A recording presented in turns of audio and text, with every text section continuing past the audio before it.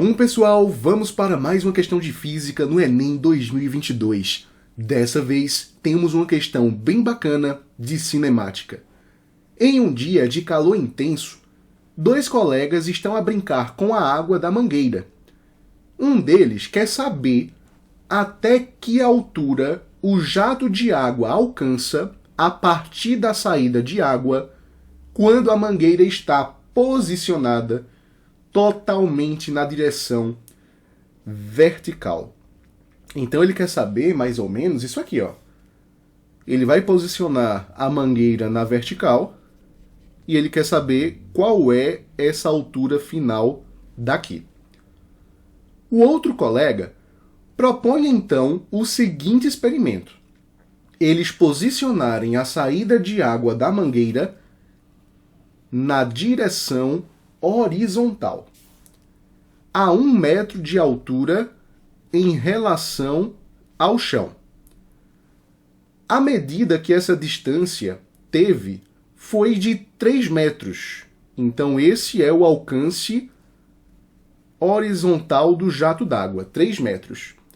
E a partir disso, eles calcularam o alcance vertical do jato d'água. Considere, para efeitos de cálculo, que a aceleração da gravidade seja de 10 metros por segundo ao quadrado. O resultado que eles obtiveram foi de: ok, eu quero saber então qual vai ser a altura máxima vertical desse jato d'água caso a mangueira seja posicionada verticalmente para cima. Para tanto, os protagonistas desse enunciado fizeram esse arranjo experimental daqui, que eu vou colocar para vocês nesse exato momento. Aqui nós temos a mangueira posicionada de maneira horizontal. Observe que estamos numa região em que o campo gravitacional corresponde à aceleração de 10 metros por segundo quadrado. Nós temos uma altura inicial de 0 metros e uma altura final de 1 metro. Por quê? Ora, a gravidade aponta para baixo. Portanto, o meu referencial precisa crescer para baixo também. E isso vai fazer com que as contas sejam mais fáceis. Então a gente conta do zero lá em cima até chegar a 1 metro lá embaixo. O enunciado comentou com a gente isso, né? Que a variação de altura aqui foi de 1 metro. A mangueira foi posicionada 1 metro acima do solo, ok? Outra coisa, a questão falou pra gente que o alcance horizontal nessa situação era de 3 metros. Quer dizer, então, que em termos horizontais, a água cairá 3 metros depois de sua origem. Veja que a questão não mencionou para a gente qual é a velocidade inicial do jato d'água, certinho? E nesse ponto, meus queridos, a única velocidade que nós temos é a velocidade horizontal mesmo. Afinal, no ponto mais alto da trajetória, a velocidade inicial na vertical vale 0. Então, a única velocidade que temos aqui em cima é a velocidade horizontal mesmo. Essa é uma situação clássica que nós chamamos de lançamento horizontal. E temos algumas equações características para esse tipo de movimento. Na vertical, o movimento se trata de um movimento retilíneo uniformemente variado. Tendo a presença da gravidade na vertical, esse é um movimento acelerado. Por isso que ele é uniformemente variado, beleza? Já na horizontal, nós temos uma velocidade que está numa direção diferente da direção da gravidade. Então a horizontal não é uma componente acelerada. Portanto, aqui na horizontal nós temos um movimento retilíneo uniforme. Qual é a equação que nós temos para o movimento retilíneo uniforme? A gente costuma usar muito essa daqui, né? ΔS vai ser a velocidade vezes o tempo. Nesse caso, o ΔS corresponde ao alcance horizontal. Essa velocidade não é qualquer velocidade. É a velocidade na horizontal, Vx. E esse tempo também não é qualquer tempo, é o tempo de queda, ok? Uma vez que para percorrer esses 3 metros por inteiro, o jato d'água precisa cair toda essa distância. Portanto, precisamos aqui do tempo de queda. Na vertical, nós temos mais equações possíveis, como você pode ver. Nós temos aqui a equação horária das alturas, que é essa inicial aqui. A altura final vai ser a altura inicial, mais a velocidade inicial na vertical, que nesse caso é 0, já podemos eliminar esse termo. Ele não começa com velocidade aqui em cima, tá? Velocidade vertical, só horizontal mesmo. À medida que ele cai, é que ele vai ganhando essa velocidade vertical, ok? E esse Vx é constante. Lembre que se trata de movimento retilíneo uniforme. Multiplicamos aqui o tempo de queda. Esse sinal de mais aparece aqui, meus queridos, porque o corpo está caindo na vertical e a gravidade aponta para baixo. A gravidade tem, então, o mesmo sentido do movimento do objeto. Então, utilizamos o sinal de mais ali para representar um movimento acelerado. A cada segundo que passa, esse pontinho aqui vai ganhando mais velocidade na vertical até chegar aqui embaixo, ok? Muito bem. Aqui é a própria aceleração da gravidade, aqui é o tempo de queda ao quadrado, né? E aqui a gente tem esse 2 da própria equação. Veja, uma outra equação é a equação horária da velocidade. A velocidade final, que no caso seria a velocidade neste ponto daqui, meus queridos, velocidade horizontal, aliás, vertical, né? Aqui você ainda teria a velocidade horizontal, apontando para a direita. Ela vai ser a mesma coisa que a velocidade inicial na vertical. Já mencionamos que esta vale 0, mais porque o movimento é acelerado, né? Está caindo, a gravidade, vezes o tempo de queda mais uma vez. Se não quisermos trabalhar com tempo, sempre temos a opção da equação de Torricelli. A velocidade final na vertical ao quadrado, que seria essa, vai ser a mesma coisa que a velocidade inicial na horizontal ao quadrado. Lembrando que essa velocidade inicial é 0. 0 ao quadrado é 0, né? Mais, porque o movimento é acelerado, 2 vezes a gravidade, vezes a variação da altura. Ok. Em termos matemáticos, é isso que a gente teria para trabalhar nessa situação daqui. Certinho? Eu quero apenas que você dê uma olhadinha bem bacana na situação que os colegas querem descobrir, né? Eles querem que a mangueira seja posicionada de tal forma que a saída dela aponte para cima, né? E aí o jato d'água vai, logicamente, subir até aqui em cima. Beleza? Um detalhe importantíssimo. Para o jato d'água conseguir subir, ele precisa de uma velocidade inicial na vertical. E quando ele chega no ponto mais alto da trajetória, essa velocidade se anula. Faz sentido, porque o jato d'água está num sentido contrário ao da gravidade. Então esse não é um movimento acelerado. Trata-se de um movimento retardado. Ele vai perdendo velocidade até que chegue à velocidade 0 aqui em cima. A gente vai considerar que o nosso referencial começa do solo, então aqui a altura inicial é 0, e eu quero saber qual é a altura final. Para onde que esse jato conseguiu chegar, né? Em termos verticais. Ótimo. Como é que seria a matemática dessa situação? Esse é um movimento puramente vertical.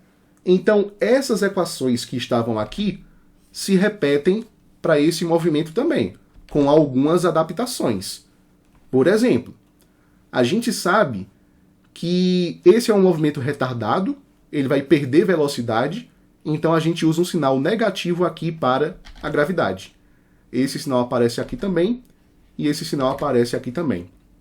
Outro detalhe, dessa vez, não é mais a velocidade inicial que é 0, é a velocidade final. Lá em cima, ele anula a velocidade. Então a gente poderia cortar esse termo, ou esse termo, por exemplo, tá? Muito bem. Para finalizar, em termos de detalhes, né? Agora não é mais o tempo de queda, é o tempo de subida. Muito bem, né? É um movimento ascendente. Muito bacana. Gente, eu quero que você perceba uma relação muito inteligente que a gente pode tirar dessas duas figuras. Quando a gente fala em velocidade vetorial, a gente fala numa velocidade resultante, que geralmente é a velocidade na horizontal ao quadrado mais a velocidade na vertical ao quadrado. Isso porque existem pontos como esse aqui, em que nós temos essas duas velocidades. Lembrando que na vertical o movimento é acelerado, né? Então essa componente vai crescendo cada vez mais. Se eu quisesse descobrir a velocidade resultante nesse ponto, eu teria que traçar isso aqui, ó. Essa é a velocidade resultante. É a junção vetorial de Vx com Vy, tá? Mas observe que lá no ponto mais alto da trajetória, onde o movimento foi iniciado, a gente só tem velocidade na horizontal. Não tem velocidade vertical no ponto mais alto, né? Na vertical é como se ele partisse do repouso. Então a gente pode eliminar esse termo. Quer dizer então que a velocidade vetorial nessa situação daqui é única e exclusivamente igual à velocidade em x. Você pode tirar a raiz aqui em ambos os lados da equação, né? E aí você encontra que a velocidade resultante, lá em cima, é a velocidade na horizontal. Gente, use esse mesmo raciocínio para essa situação daqui. No ponto mais baixo da trajetória, a única velocidade que este ponto tem é a velocidade inicial na vertical. Então, a velocidade resultante ao quadrado nesse ponto seria Vx ao quadrado mais Vy ao quadrado. Ele tem velocidade na horizontal? Não. Então, a resultante aqui, ao quadrado, seria a velocidade na vertical ao quadrado. Tira a raiz em ambos os lados, você encontraria que a velocidade resultante é igual à velocidade em y, tá? Tudo isso para te justificar que na mangueira a velocidade resultante inicial tem que ser sempre a mesma. O jato vai sair sempre com a mesma velocidade. Matematicamente, pelo que nós estamos discutindo, isso implica dizer que, no lançamento horizontal, essa velocidade x tem que ser igual a essa velocidade inicial na vertical para a outra situação. Afinal, as velocidades resultantes se comportam dessa maneira, né? Antes a gente só tinha x e depois a gente só tem y, ok? Então, se aqui começa com 2 metros por segundo para a horizontal, aqui começa com 2 metros por segundo para a vertical. Então, isso já nos dá um guia do que é que a gente tem que descobrir, né? A gente tem que descobrir quem é essa velocidade inicial na horizontal, lá para o lançamento horizontal. Porque sabendo quem é essa velocidade, nós encontraremos quem é essa velocidade daqui, ok? Veja aqui, encontrando essa velocidade, a gente pode utilizar com muita satisfação a equação de Torricelli.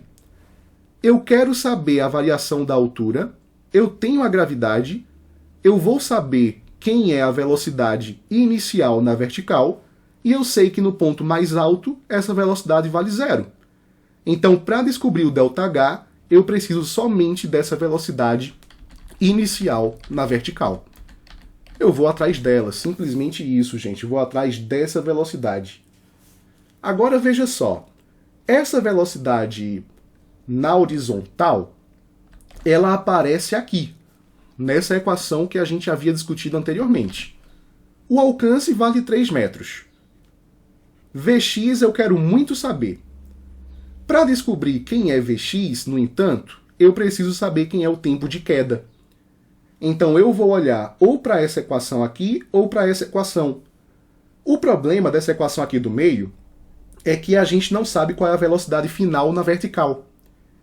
Então a primeira parece mais interessante, porque eu sei quem é a altura final, eu sei quem é a altura inicial, eu sei que a velocidade inicial na vertical vale 0, eu posso cortar todo esse termo aqui. A gravidade vale 10, o 2 a gente repete, e eu vou saber quem é o tempo de queda.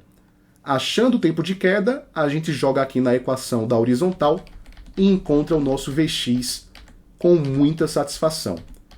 Então vamos lá, vamos olhar para essa primeira equação. A altura final, 1 metro. A altura inicial, 0. Velocidade inicial na vertical é 0. 0 vezes o tempo de queda vai ser 0 também. Repete aqui sinal de mais. Gravidade é 10. Vou saber quem é o tempo de queda sem problema algum. 0 com 0 vai ser 0. Eu vou fazer o seguinte, 10 dividido por 2 é 5, não é? Então ficaria 1 igual a 5 vezes o tempo de queda ao quadrado. Vou isolar o tempo de queda ao quadrado. Vai ficar a mesma coisa que 1 sobre 5. E tirando a raiz em ambos os lados da equação, aqui some o quadrado, né? E aqui ficaria assim, meus queridos. Raiz de 1 é a mesma coisa que 1. Raiz de 5 dá um número muito quebrado. Não existe necessidade para descobrir agora, tá? Então quer dizer que o tempo de queda é a mesma coisa que 1 sobre raiz de 5 segundos. Você podia aplicar aqui processos de radiciação, mas como não é nossa resposta final, é um pouco desnecessário fazer isso. Olha, para isolar o Vx, esse raiz de 5 sobe aqui multiplicando. Então o Vx vai ser a mesma coisa que 3 raiz de 5 metro por segundo. Encontramos o Vx e sabemos que na vertical isso corresponde a essa velocidade daqui. É a velocidade inicial de lançamento. Sabemos, portanto, que a velocidade inicial na vertical para essa situação é igual a 3 raiz de 5 metros por segundo. Qual foi a sugestão que eu dei? Trabalhar com essa equação aqui, a equação de Torricelli. A velocidade final vale 0, 0 ao quadrado é 0, né, gente? Eu sei quanto vale a velocidade inicial na vertical, que é 3 raiz de 5. Lembrando que aqui é 3 raiz de 5 ao quadrado, né? A gente coloca o sinal de menos, 2 vezes a gravidade, que é 10, vezes a variação da altura, que nós tanto queremos saber. Vou repetir esse 0. 3 ao quadrado é 9. Raiz de 5 ao quadrado é o próprio 5. Elimina a raiz. Menos, meus queridos, 2 vezes 10 é 20. Vamos jogar aqui, ó, 9 vezes 5, que é 45, para o outro lado, e aí ficaria menos 45, igual a menos 20 vezes a variação da altura. Isolando a variação da altura, a gente teria aqui menos 45 dividido por menos 20. Menos com menos é mais. 45 dividido por 20 é a mesma coisa que 22,5 dividido por 10. Então essa variação da altura foi de 2,25 metros. Veja, se ele começou do zero e ele ganha essa altura, quer dizer que a altura final é igual a 2,25 metros. E depois desse raciocínio todo, nós podemos assinalar com plena certeza a letra B de bronquite. É isso, meus queridos. Até a próxima questão.